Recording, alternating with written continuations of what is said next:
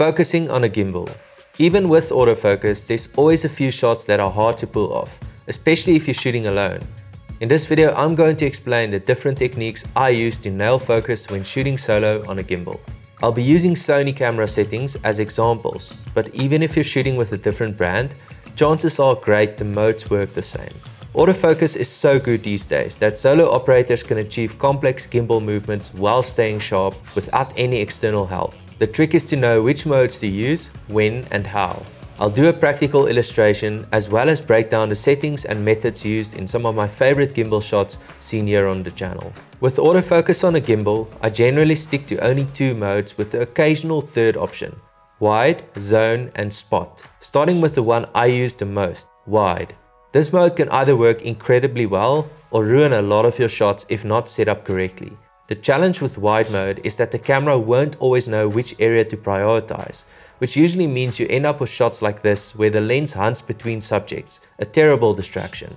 When shooting a single subject facing the camera, focus is a no-brainer with eye autofocus enabled by default. This means you can shoot wide open and regardless of your distance achieve amazing focus because the camera will always hit critical focus on one of the eyes. Unfortunately, not all your shots will be this simple. The two biggest challenges you'll face in this mode is when there are more than one person in the frame with eye autofocus jumping around without control, or when the camera focuses on something in the foreground, like in this example. If you lose the eye just for a second, it's going to focus on the objects in front, destroying your shots. To avoid random focus hunts, your first option is to tweak the subject sensitivity, not to be confused with focus speed. Subject sensitivity is the speed at which the camera decides to initiate focus to a new subject. Setting the sensitivity to 1 will allow you to maintain focus on the eye regardless of how you move, and a brief obstruction won't throw the focus off because the camera is not sensitive to lock onto a new subject.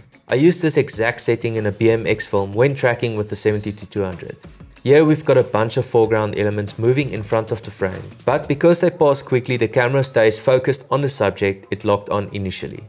To get more organic looking focus pulls, first we have to adjust the focus transition speed. This setting changes how fast the camera focuses on an object once focus is initiated. For 90% of the shots I do, I use it on transition down from 7 to 5. But there are instances where it makes sense to choose the faster speed. For example, when you shoot in slow motion, filming at 100 FPS at a slower setting will make the focus pull feel too slow because the footage is slowed down. In this case, I usually set my speed to the highest setting so that when the footage is being slowed down, it feels more natural, so basically the default setting. This model reveal was shot at 100 frames per second in wide mode with the transition speed and subject sensitivity set to the highest. Anything less and it wouldn't have worked.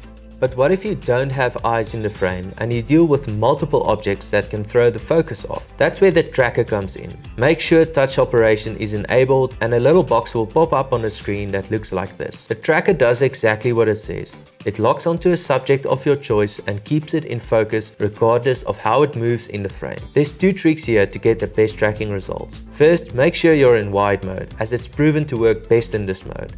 Second, you want to select an area of contrast, so in this case on the shoulder strap rather than just on the dress, which takes up a larger area than the actual tracker. When the model stands up, the tracker will stay on her and ignore these obvious foreground elements or any other subjects that it would hunt to if it was in normal wide mode. This enables you to stay on one subject regardless of how many foreground elements or faces are introduced. Next, we've got spot and zone.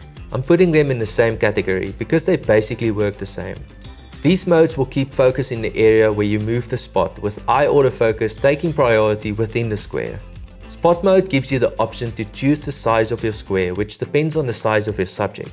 This works well if you know your subject's going to stay in one spot and you won't have an eye for eye autofocus all of the time. So in this case, the spot is focusing on the subject without the potential of hunting to the foreground on the sides in wide mode. I only use zone if my subject is a bit larger than the largest spot, like in this example. I disabled eye autofocus and set my subject sensitivity to fast so that the camera focuses quickly to the new subject the moment the square leaves our first subject. When eye autofocus is enabled in wide mode, it jumps onto the first eye it detects, ruining the shot. And then some shots are simply not possible with autofocus, like this one with the BMX coming into the frame. Here your only option is to switch to manual and pre-focus. Make sure you keep both the camera and your subject on the same focal plane.